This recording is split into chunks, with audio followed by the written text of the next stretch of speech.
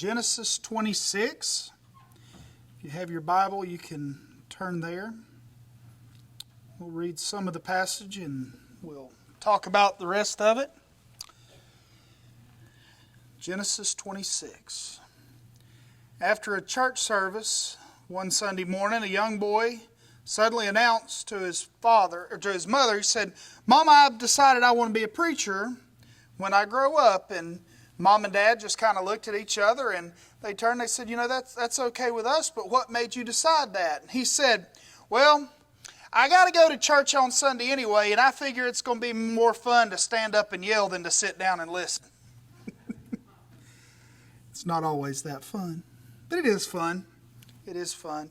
If you're not familiar with the French, the term déjà vu means seen again. Now, you may be having déjà vu because I've explained to you what déjà vu was before. But it's a psychological term for that weird feeling you get when something happens and you're sure that you've seen it before. You might get that feeling this morning, and you might have got that feeling a few Sundays ago, but you're going to have it again. Why? Because this sermon is entitled Deja Deja Vu, because you're seeing this again. Have you ever watched a TV show where there was a to be continued at the end of the episode?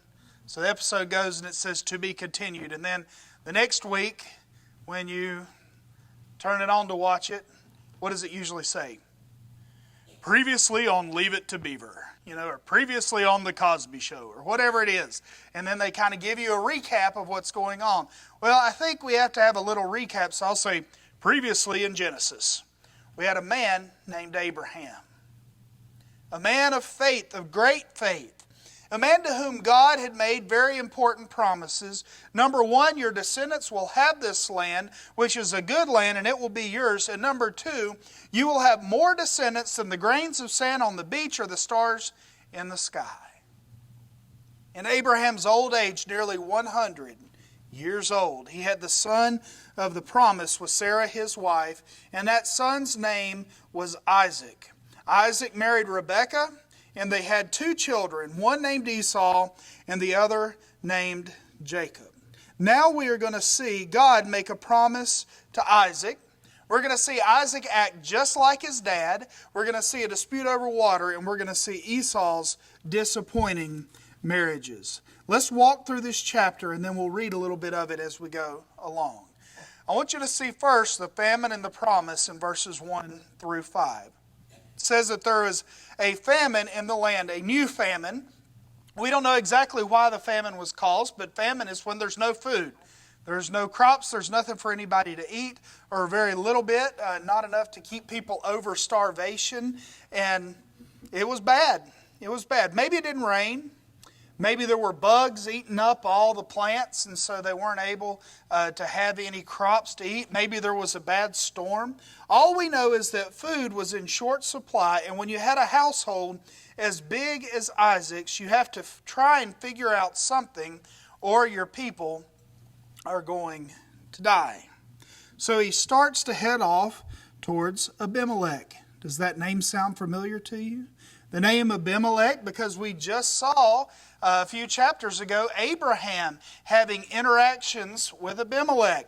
And so as Isaac heads off towards Abimelech's land to go to Gerar, what happens is that God appears to Isaac. He says in verses 2 through 5, "And the Lord appeared to him and said, 'Do not go down to Egypt. Dwell in the land of which I shall tell you. Sojourn in this land, and I will be with you, and I will bless you. For to you and your offspring I will give all these lands, and I will establish the oath that I swore to Abraham your father. I will multiply your offspring as the stars of heaven, and will give to your offspring all these lands, and in your offspring all the nations of the earth shall be blessed, because Abraham obeyed my voice and kept my charge, my commandments, my statutes, and my laws.'" God says, don't go to Egypt. The way he was heading was towards Egypt. God said, do not go to Egypt. Stay around where you are, and I will bless you. I will give you and your offspring this land, and I will multiply your offspring like the stars of heaven. And then he says, and in your offspring all the nations of the earth shall be blessed. Do those promises sound familiar? Does that sound like something you have heard before? It's the same promise that God gave to Abraham. Now God is giving it to Isaac. Isaac inherited the promise that Abraham received. He is the heir of that promise. Abraham held up his end, keeping God's commandments, obeying His voice, and what happens now? That promise is passed on to Isaac, and then it's going to be passed on to Jacob, and it's going to be passed on to the 12 tribes that are going to grow into more people than you could ever imagine. I want to give you 2 things on this. First, your faithfulness can impact future generations. How many of y'all would say that I wouldn't be in this room right now, I wouldn't be at church today if it wasn't for a godly grandmother or grandfather that had that tradition of faith? Is there anybody in here that'd say that?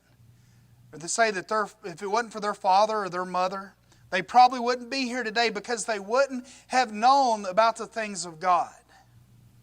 See, there's generational impact to faith.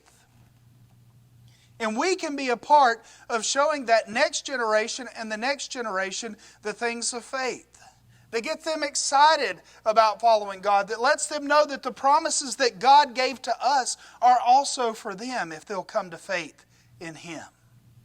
And it's an important thing for us to do. And I love it when God starts a new chain. Just like He started a new chain with Abraham, right? And then sometimes there's people that their mom and dad didn't want to have anything to do with God. Their parents and grandparents and great-great-grandparents and their aunts and uncles and brothers and sisters, and none of them wanted to have anything to do with God. Maybe they followed some other religion, or maybe they just were atheists, or maybe they just didn't care. And then God starts with them. But the thing is then when God starts with you, if He starts with you, then you can carry that on and on and on to generations way past. We now are recipients of the promises that have been given. We are. And how is that? That promise that was given to Abraham, that was also given to Isaac, he said at the end of verse 4, and in your offspring all the nations of the earth shall be blessed. Who is the answer to that promise? Notice I didn't say what's the answer to that promise. Who is the answer to that promise? In his offspring. In Abraham's offspring, in Isaac's offspring, all the nations will be blessed. And there's only one person who answers that. Jesus Christ. Because through His life and through His death and through His resurrection, everyone who comes to faith in Him can have eternal life. And they can be blessed. And even those people who did not come to faith in Jesus Christ, and even the people who will not come to faith in Jesus Christ, don't you think that they have still been blessed because Jesus came to this earth? Think about how much good the church has done over the years. Think of the times that the church has taken food and water and provided shelter to pagan places or to places where they have rejected Jesus Christ, and yet the church still goes and helps them. Do you think that happens without Jesus? No. Even those people who do not believe, they get a residual blessing. All the nations of the earth have been blessed because Jesus Christ came. And Jesus was the descendant of who? Abraham and Isaac and Jacob and Judah and David and Solomon and on down. Until we know that Jesus was in that lineage. All the nations of the earth have been blessed because Jesus is the answer to who blessed all the nations. Have you been blessed by Him? Have you taken Him up on that promise that He will bless you if you put your trust in Him? So that's the famine and the promise in verses 1 through 5. I want you to see Deja Vu in 6 through 16 here. Here's where your Deja Vu is going to kick in. When Isaac settles in Gerar, in the land of Abimelech, he looks around and he says, boy, they will kill me to take Rebekah. She's too pretty.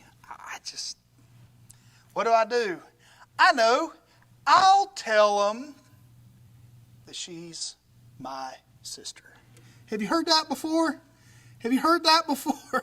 He says, I'll tell him he's my sister. He comes in, he goes, hey, Abimelech, just want to let you know that's my sister. So we're cool, right? That's just my sister. And hey, all Abimelech's people, I just want y'all to know it's my sister. We're cool, right? Just like Abraham did with Abimelech, just like Abraham had done with Pharaoh before that, we see Isaac do the same thing. Deja vu. We've seen it before, and we're seeing it again now.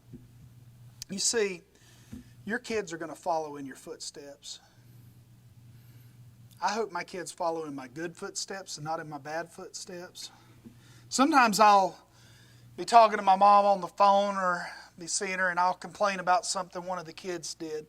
And she just starts laughing, and she tells me I'm paying for my raisin. I told her that phrase does not make any sense, but I understand what she means. Apparently it's an old mountain saying, you're paying for your raisin. Means that my kids are acting just like I acted. And so then I always tell Mama I'm sorry that I acted like that.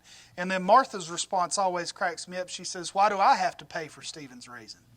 And that's a lot of it. Because Martha was, from everything I've heard, she was the perfect little kid when she was growing up. She did what she wanted to do. She asked if she could go to bed, apparently, when she was young. And I wasn't that way. I wanted to stay up late, and then I also wanted to get up early. I think me getting up early made my mom more upset than me staying up late. But either way, our kids will follow in our footsteps. They see what we do, and they think what we do is okay. So we have to be careful. Abraham said, Sarah, my wife, is my sister. Twice. And now here's Isaac. Rebekah, my wife, well, she's my sister. So we have to be careful. We have to be careful. There are always little eyes watching. Well, after they lived there for a while, Abimelech, I was just kind of imagining like this. Abimelech looks out his window. Oh, it's a beautiful day. And he looks out his window and he sees Isaac and Rebekah laughing together. And my guess from the intimation here is that it's a little bit more than laughing. They were laughing with each other, probably hugging up on each other, probably giving each other some kisses. And I think Abimelech looks and said, that doesn't look like brother and sister. Hey, it don't look like brother and sister. That looks like husband and wife. What's going on out there? So Abimelech goes up and he gets upset with him. And he starts fussing. He says, what if somebody had taken her as a wife and you're already married to her and God would have brought down curses on us? What do you think you're doing? Well, does that sound familiar? Deja vu. What did Abimelech say to Abraham? What are you doing? Why would you do this to me? Why would you tell us that she's your sister?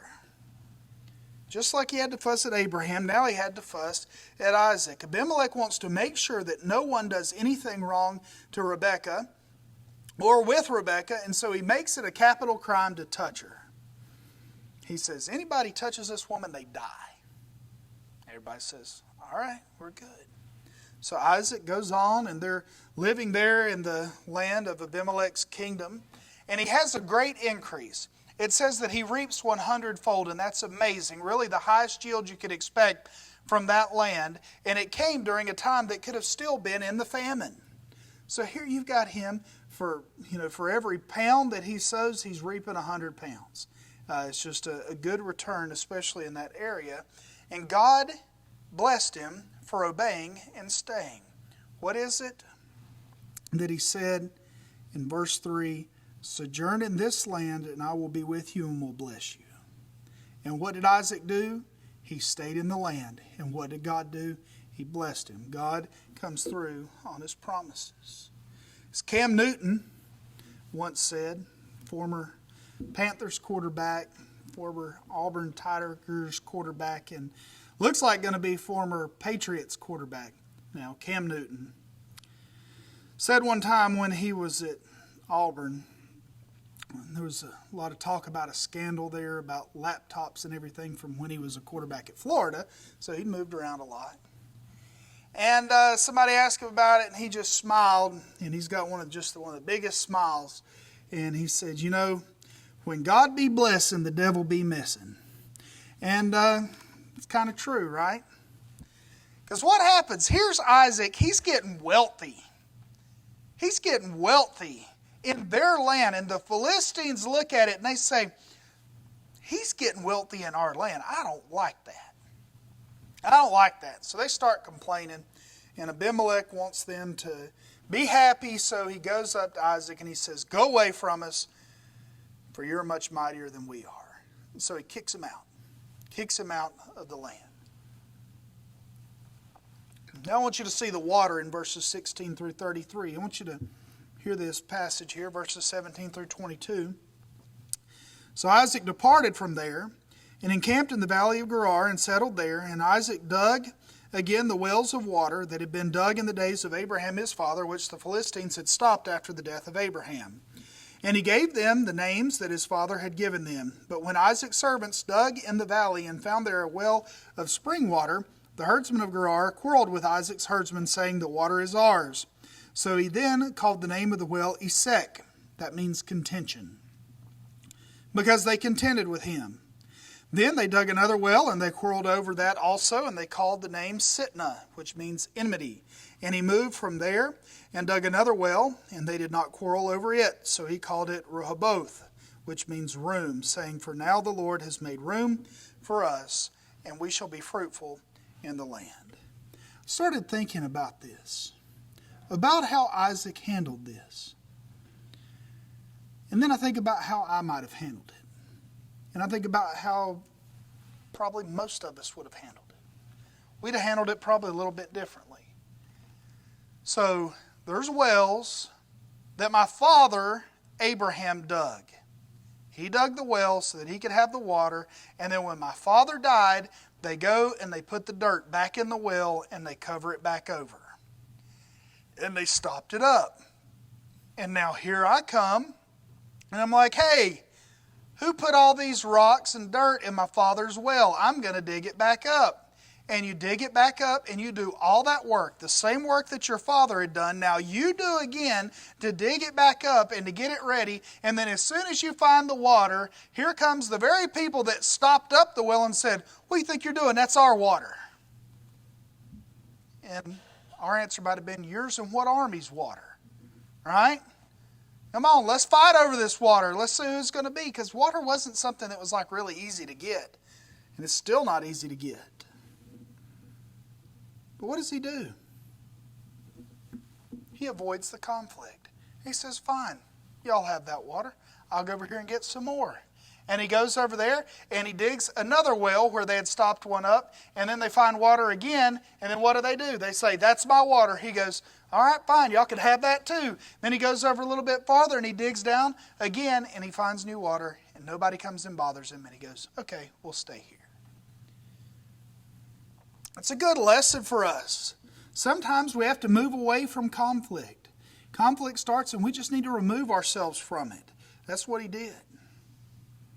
He heads over to Beersheba and God appears to him again. And listen what God says.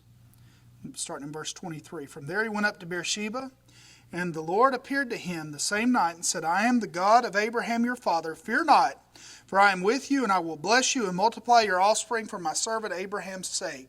So he built an altar there, and he called upon the name of the Lord and pitched his tent there, and there Isaac's servants dug a well. Worship is a response to the word of God.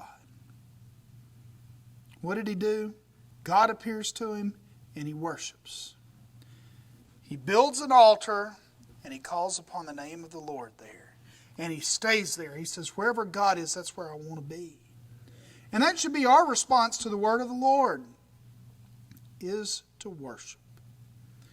Well, Abimelech then has another change of heart, and he comes to Isaac. Isaac says what we would probably all say at first. Abimelech comes up and says, "Hey, buddy, how's it going? I was thinking, maybe we could sign a treaty that we'll all be nice to each other. That sound good?" And Isaac says what we'd probably say in verse 27, "Why have you come to me seeing you hate me and have sent me away from you? You just told me to get out. Now you want to come be all buddy-buddy?" Well,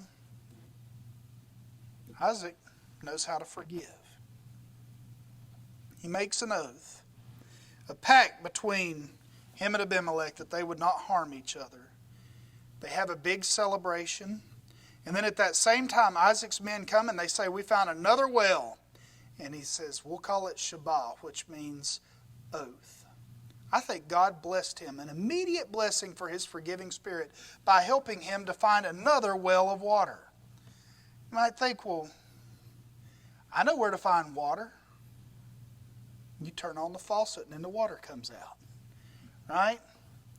Any of y'all ever got land that you had to dig a well on? I'm sure a lot of you have had to dig a well before. You're just hoping that you do find the water. You're hoping it's not too deep. You're hoping the water's good when you do find it.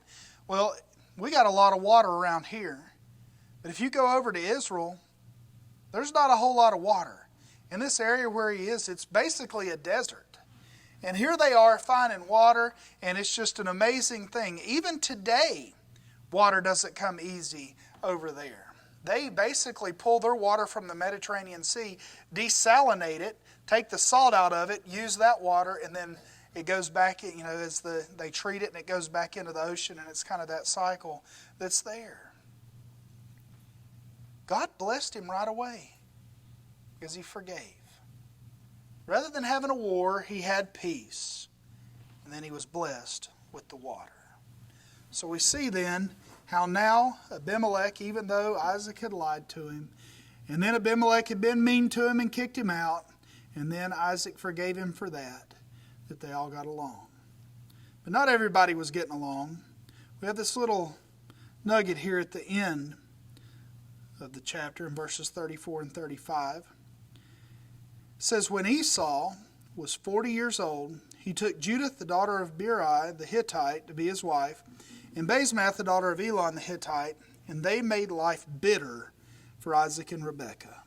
He took women of the land to be his wife, women that would lead him astray, away from the faith of his grandfather, and they weren't nice to his parents either." One of the questions I ask when I do premarital counseling for couples that are going to get married is I always ask them, what does your family think about y'all getting married? And that can be an answer that tells you a lot about whether more counseling is needed. Now, sometimes mom and dad are just being unreasonable. If they say, well, they don't like me or they don't want us to get married or whatever, sometimes mom and dad are just being unreasonable. But sometimes there's a reason. And I believe with Esau there was a reason. Isaac and Rebekah were like, why would you go and marry pagan people from the land that don't follow our God, that don't have our faith? Why would you do that? Why would you do that? We have to be careful who we marry. We have to be careful who we have relationships with. We want to marry a believer. I think Jesus made that clear when he talked about not being unequally yoked. I think believers should marry believers. I think we should marry someone who treats us right. Marry somebody that's got their priorities in line, which means God first. God first. Very important. God first, then family, and the church, everything else.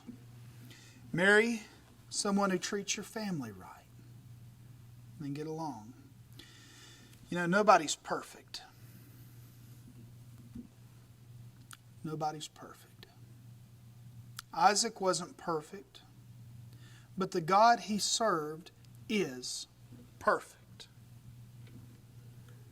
Follow him and be blessed. Follow him in faith. Faith is what saves you. Just like faith brought Isaac through the things that he caused and the things that he didn't cause, God brought him through it because of his faith.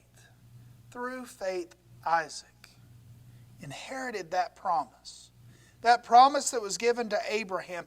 And then that promise goes from him. Even though, as we're going to find out, Isaac wanted it to go through Esau, it didn't. It went through Jacob. It's God's plan so that that blessing would eventually get to us. We are called children of Abraham because of our faith. And Isaac was not just a biological child of Abraham, but he was a spiritual child of Abraham because of his faith in God. We have to put our trust in him. Let's bow our heads together.